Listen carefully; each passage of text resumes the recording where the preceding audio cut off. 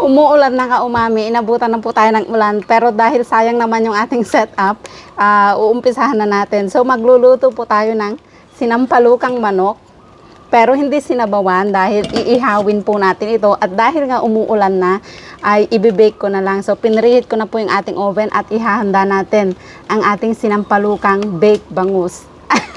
Ihahanda natin ang ating sinampalukang baked manok. Ayan, so meron po tayong buong manok na top dry lang natin ng paper towel. Parang magtitinola lang po tayo. Meron tayong bawang, sibuyas, luya at sili. Lalagyan natin sa loob, pero i-rub-rub muna natin ng salt. Thank you. Ayan. Pipit-pitin naman natin ang bawang. Ambon pa lang siya, mga ka-umami. Lagay natin ang bawang sa loob.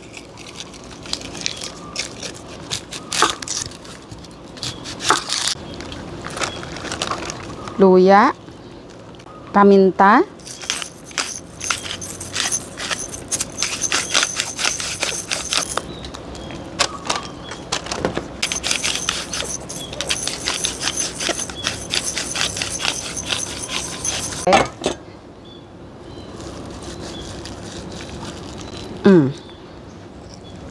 asin,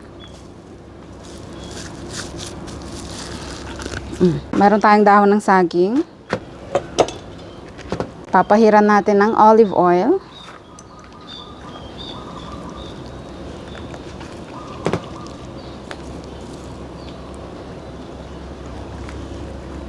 At maglalagay pala muna tayo ng foil para hindi tayo mahirapang balutin mamaya. Yan. Okay.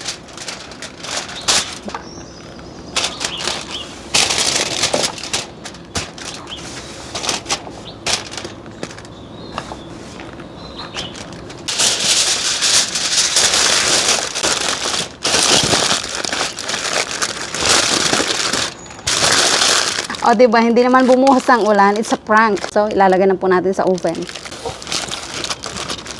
Ayan mga ka-umami, preheated na po ang ating oven. Nalagay na natin.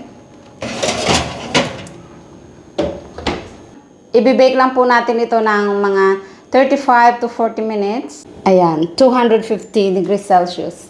Pagkatapos po nating i-bake or ma-steam ng 35 minutes, ay inilabas ko muna ang manok para tanggalin naman yung foil.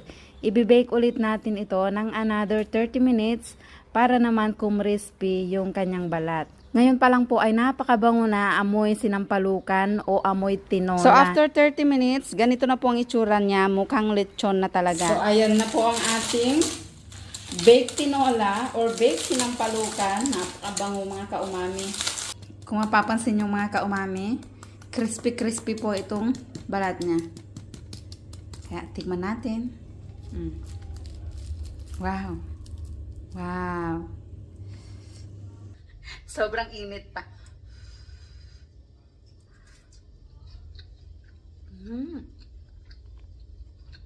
Ang bango.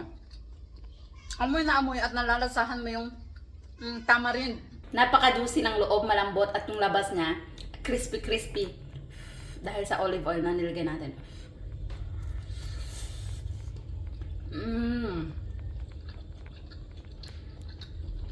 Parang tinola, pero baked. Subukan niyo po, ang sarap. Ayan mga ka-umami, dahil sa sobrang sarap at gutom namin, hindi ko na po na kuhanan kaninang nagrambola.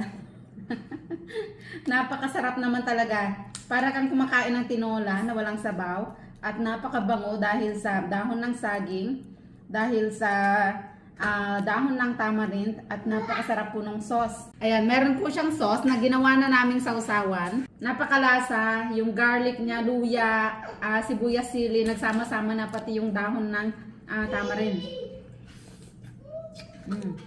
Kakabusog.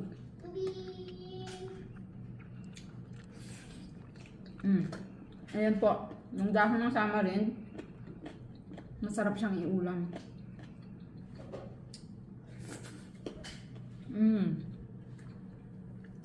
Maasim.